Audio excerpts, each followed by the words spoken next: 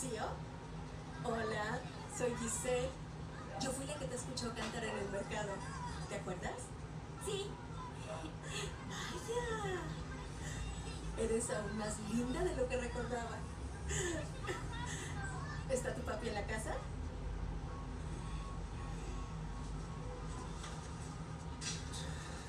Señor Aguilar. Sí. Giselle, fundadora de Encuentra tu Sueño. Mucho gusto. Me encantaría robarle 5 minutos. Y creo que Rocío tiene el talento que se necesita para entrar en este mundo del entretenimiento. Claro, tendría que llevarla mañana a nuestra búsqueda anual de talento. Si yo fuera tú, lo convencería.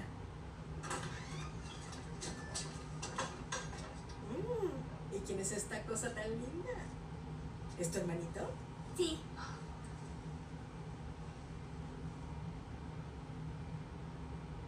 ¿Cómo te llamas?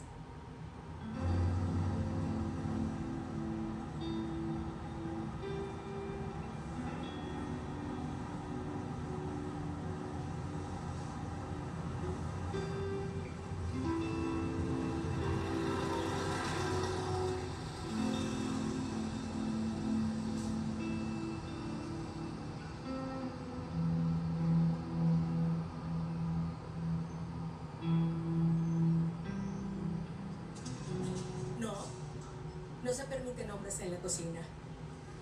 Pero la recogida es a las 7 p.m. En punto. Bueno. Papi, adiós. Bye, mi amor. Abrázame. Ven, hijo. Bueno, ya nos vemos, ¿ok? Sí, interesante. Hola. Bueno, pues ahí se los encargo mucho. Tranquilo.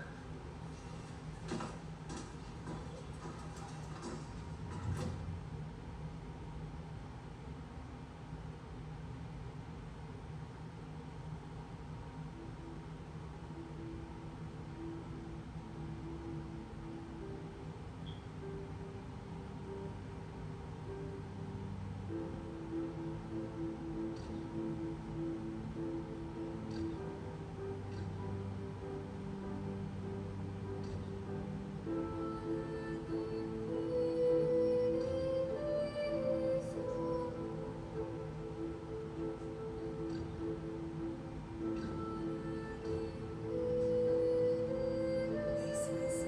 Una sonrisita linda.